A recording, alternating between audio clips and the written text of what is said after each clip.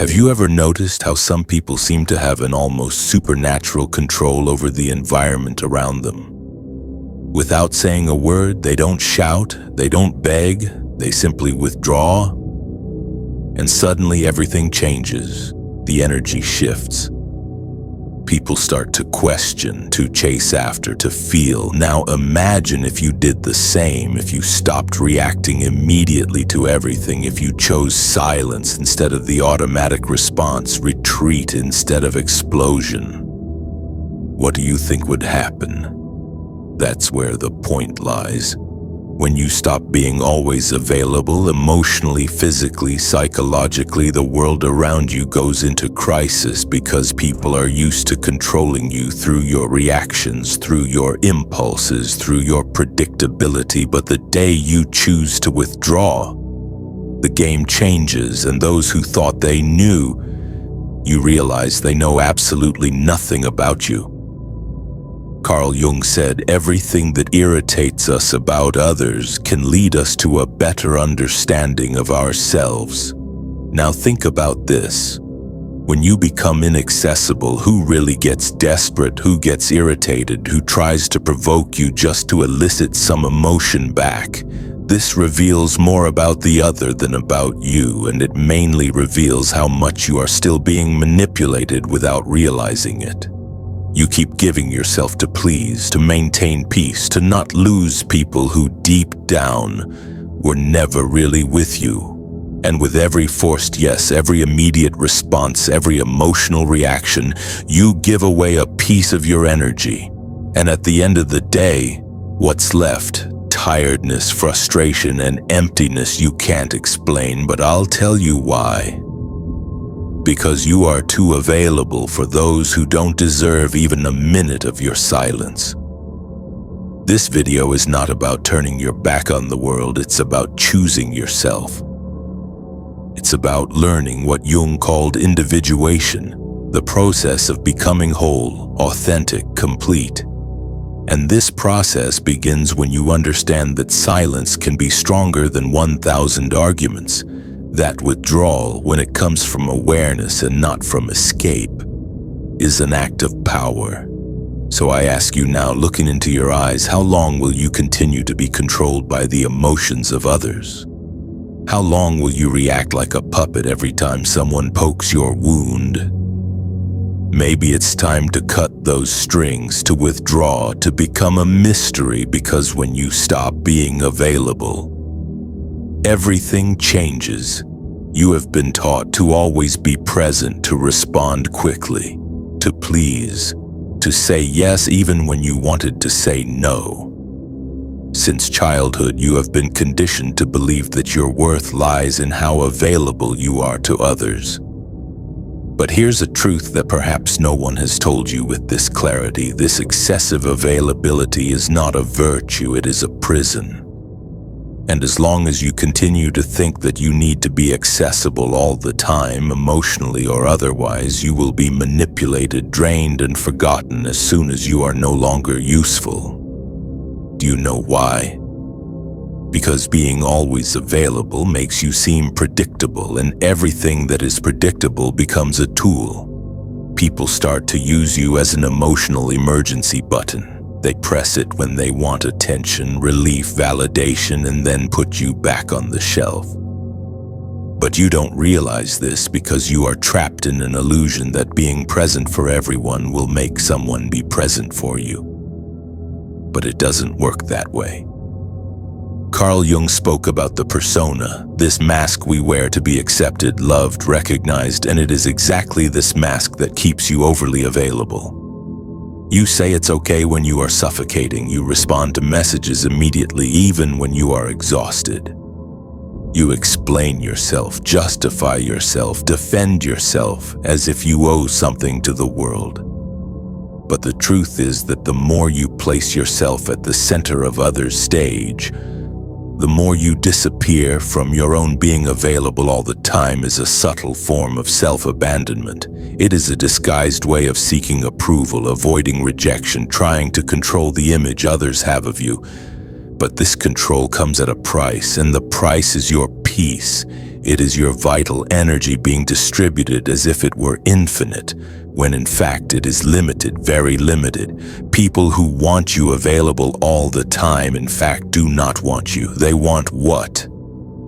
You provide validation, company, distraction, emotional comfort, but when you change, when you set a boundary, when you refuse to react, those same people get irritated, accuse you, say you are weird. It's not because you changed. It's because you stopped being functional for them. And here's the cruelest point. The more available you are, the less value others give you, because what is too abundant becomes emotional rag. No one respects what they don't have to earn. No one values what is always there. So now stop and think who truly deserves your time. Who deserves your attention, your presence, your listening, or better yet, who deserves your absence? But before answering that, we need to understand one essential thing. Why do we react so much? Why do we give in so easily? What is behind this almost automatic desire to respond, justify, and please?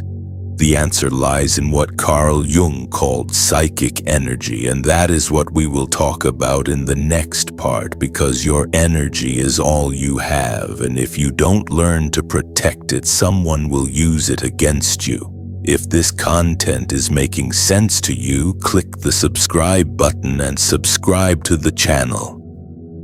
Thank you for your support. Carl Jung did not see the human psyche as an automatic machine that reacts to stimuli without consequences. For him, our mind is like an energy system, and every thought, emotion, and action consumes a part of that energy.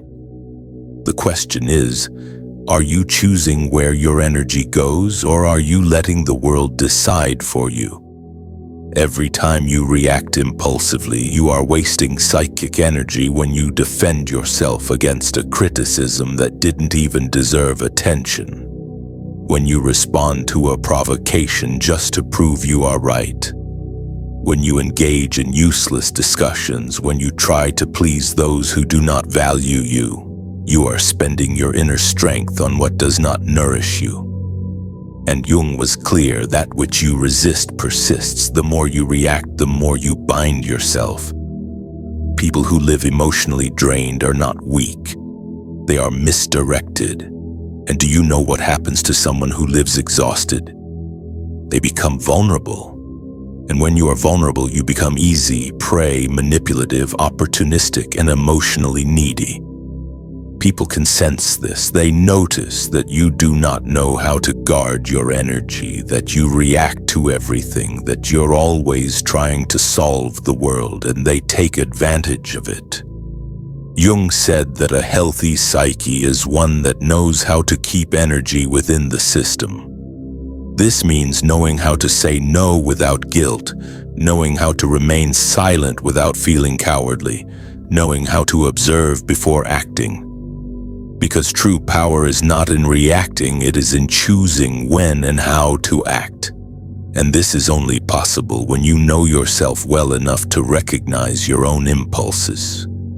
How many times have you lost sleep over an unresolved conversation? How many times have you spent hours ruminating on what you should have said, or trying to understand why someone treated you poorly?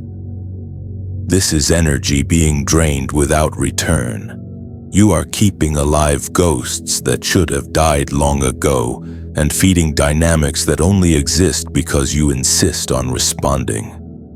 Psychic energy is like a force field. When well guarded, it creates presence.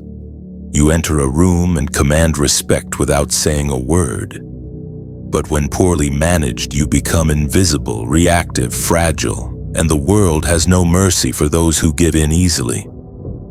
Therefore, start observing your own triggers. What makes you react automatically? What makes you lose your center?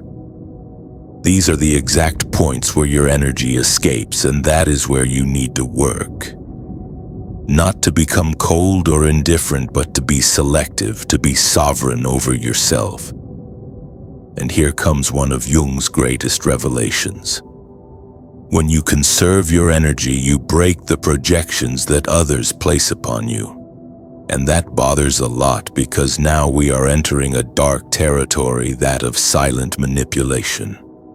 In the next part, we will explore how opportunistic people feed off your energy and why your unavailability completely disarms these games. Get ready to look into of those who have always drained you without you realizing it. You think you are in control. You believe your reactions are conscious choices, but the truth is darker. Most of your emotional responses are programmed, and those who understand this manipulate you easily. Opportunistic people don't need to raise their voices, threaten, or force situations. They just trigger the buttons you've left exposed, and you react always. Carl Jung called this projection the psychological mechanism through which people project onto others what they cannot see in themselves. But there is another side to this phenomenon that few notice. While others project onto you, you also become the receptacle for these images. And the more emotionally available you are, the more you become a blank canvas for these projections. You know that friend who only reaches out when they are in crisis, that partner who always needs you to save the day, that person who praises you, but only as long as you are useful to them. None of this is by chance. They are not relating to you. They are relating to the idea of you, to the role you agree to play. And why do you agree? Because you are afraid of disappointing, afraid of not being loved, afraid of being abandoned. The most effective manipulation doesn't happen in shouting. It happens in the silence of guilt, when you feel that you owe something to the other, when you believe you need to be available, need to help, need to understand, even when it destroys you inside. And here is the central point: the manipulator doesn't need to control you. They just need you to keep reacting the same way. But when you stop reacting, the game breaks. When you start saying no, responding with silence, withdrawing instead of explaining yourself, the projections begin to crumble. The mask they put on you falls, and this leaves people unsettled because they no longer know who you are, and worse, now they are forced to look at themselves, and not everyone is prepared for that. Your unavailability is a threat because it forces others to confront their own emptiness. The silence you offer reveals the internal noise they don't want to hear. And then comes the attack, the criticism, the emotional drama, not because you are wrong, but because you stopped serving as a convenient mirror. Jung said, "We do not become enlightened by imagining figures of light, but by making the darkness conscious." When you withdraw, when you stop feeding the cycle, the other's shadow begins to emerge, and this is unbearable for those who have always used you as an escape. But what about you? Are you ready to deal with the discomfort of being misunderstood, rejected, or even attacked for protecting yourself? Are you ready to endure the silence that comes after the rupture? Because it is precisely in that silence that a new kind of power is born. And that is what we will talk about now. In the next part, you will understand why silence can be the most devastating weapon of the human psyche, and how it completely changes the dynamic between you and the world. The modern world is noisy. Everyone wants to be heard, wants to respond quickly, wants to win pointless debates and prove their point, even if it costs them their own peace. But there is a power that few know and even fewer master, the power of silence. Not the silence of passivity or cowardice, but conscious, strategic, brutally lucid silence, the kind of silence that is not absence, but amplified presence. Carl Jung saw silence not as a void, but as a fertile ground for inner transformation. When you stop reacting, you begin to observe, and by observing, you see patterns that previously went unnoticed. Emotional repetitions, manipulation games, cycles of self-sabotage. Silence allows for lucidity. And lucidity is dangerous for those who live to control you. Have you noticed how some people panic when you don't respond, when you don't explain yourself, when you simply disappear? It's not because they miss you. It's because your silence takes away their narrative control. While you speak, you are still in the game. But when you are silent, you change the rules, and that unbalances anyone who thrives on your reaction. True silence is not the absence of voice. It is mastery over one's own energy. It is the refusal to be dragged down by someone else's emotions. It is the conscious choice not to engage in battles that are not worth your while. Jung said that individuation, the process of becoming who you truly are, requires this distancing, because only in silence can you listen to yourself without the world's interference. But don't be fooled. Silence has a price. It will distance you from people who only valued you for the role you played. It will make you incomprehensible to those who only saw you through their own projections. It will make you seem cold, distant, arrogant. But all of this is a reaction from those who never wanted to deal with your depth, only with your utility. And here is the hard truth. The more you mature, the more selective you become with your words, because you understand that each sentence is an energetic investment, and not everyone deserves access to your truth. Sometimes silence is not retreat, it is sovereignty. It is the language of those who no longer need to prove anything to anyone. Silence is uncomfortable because it forces the other to deal with their own thoughts, with their own internal noise, and this discomfort reveals more about them than any argument of yours could reveal. You don't need to explain your absence. It explains itself, and those who feel threatened by it reveal how much they depended on your imbalance to maintain their own control. But the most powerful silence is not the one that disturbs the other. It is the silence that reconstructs you from within, the silence that connects you to something beyond external approval. It is in this internal space, free from others' demands, that you begin to recover your vital energy, to reconnect with your essence. And this is precisely what we will talk about in the next part, because it's not enough to just cut out external noise. You need to relearn how to use your energy consciously, to choose where it goes, where it stays, and most importantly, where it should never be wasted. It's time to learn to be selective with your own soul. If you're in the process of reclaiming your energy and setting boundaries, you'll find real value in my book, Beyond the Shadow. It breaks down Jung's most important ideas and gives you tools to protect your energy, set boundaries, and reconnect with your true self. Link is in the pinned comment. It's no use understanding all of this intellectually if in practice you continue saying yes when you mean no, responding to messages that bother you, participating in empty conversations, and maintaining relationships that only exist out of inertia. Awareness without action is just another form of self-deception.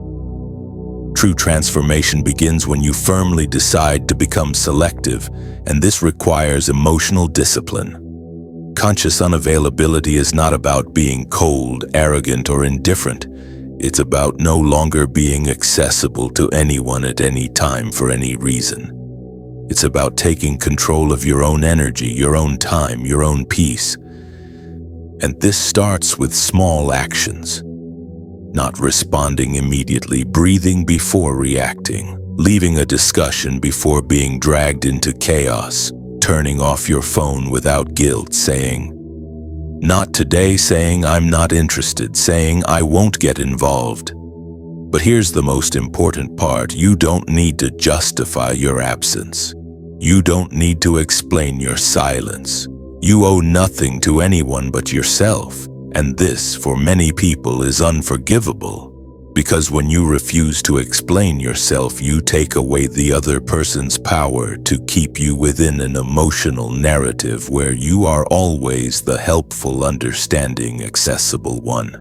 Carl Jung understood that every process of individuation goes through isolation, but not a depressive isolation, a sacred isolation, a time of inner retreat, where you relearn to listen to your own voice without the world's interference, where you rebuild your identity not based on the gaze of others but from your own center. Want to know a good thermometer for your evolution?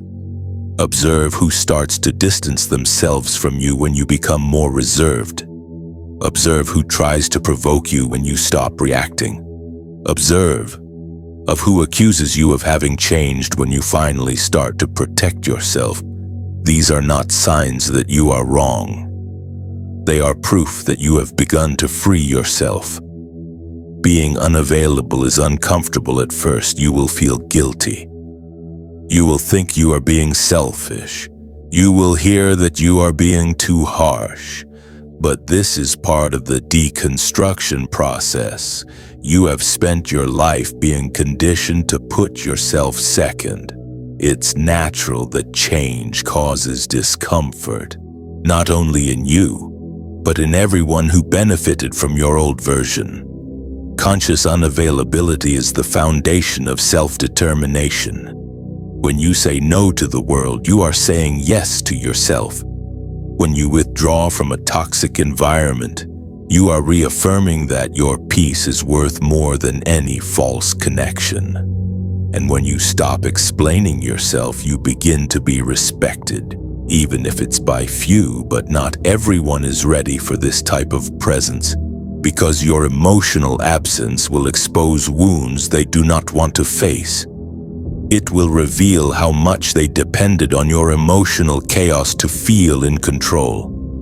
And it is at this moment that the rupture comes. And with the rupture comes the pain, the loneliness, the estrangement, the feeling that you are losing something when in fact you are just freeing yourself. But what happens after that? What comes after the distancing? What is born from the silence?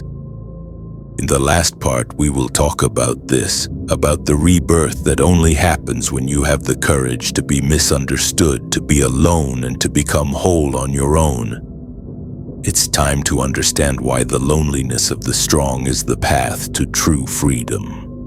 When you stop being available to everyone, something profound begins to happen. First comes the silence, an uncomfortable silence that seems to scream inside you. You wonder if you did the right thing, if you are being too harsh, if you are losing people who liked you. But gradually this silence transforms. It begins to cleanse, to calm, to heal, and then comes solitude, but not the solitude of absence. It is the solitude of total presence, your own. The solitude of the strong, the solitude of one who no longer betrays themselves to keep others close. And in that space where there was once confusion, clarity enters. Where there was once anxiety, peace enters. Where there was once neediness, a new kind of strength enters, the strength of being whole within yourself. Carl Jung said that the process of individuation, becoming who you really are, requires you to distance yourself from the collective, that you disidentify from the mask, that you walk alone for a while. And that is exactly what you are doing. When you decide to become unavailable, you are not fleeing the world, you are returning to yourself. It is at this point that you stop being a reactor and become a creator. You cease to be shaped by circumstances and begin to shape your reality from within. The people who feel uncomfortable with your absence, they reveal that they never wanted you.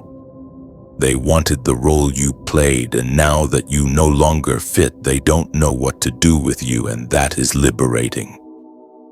You will lose people, but you will find yourself.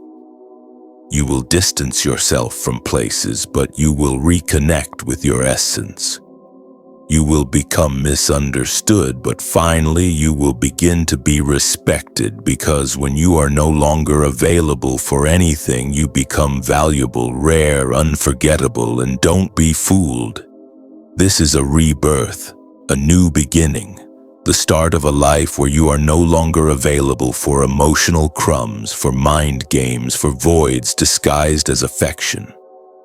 Now you only accept what resonates with your peace, with your truth, with your wholeness. And if you have made it this far, it's because a part of you is already ready for this new path. A part of you has already understood that being loved means nothing. If for that you have to abandon yourself, and that true self-love begins when you choose yourself, even if it costs you to be alone for a while. Now tell me in the comments, are you ready to be misunderstood, rejected, or even hated in the name of your inner freedom? Are you willing to pay the price of being you? If this message touched you, if it made sense, write in the comments, "I choose my peace." Let's see how many here are ready for this transition, and don't forget, keep watching the next video. It's important, much more than you imagine. See you there.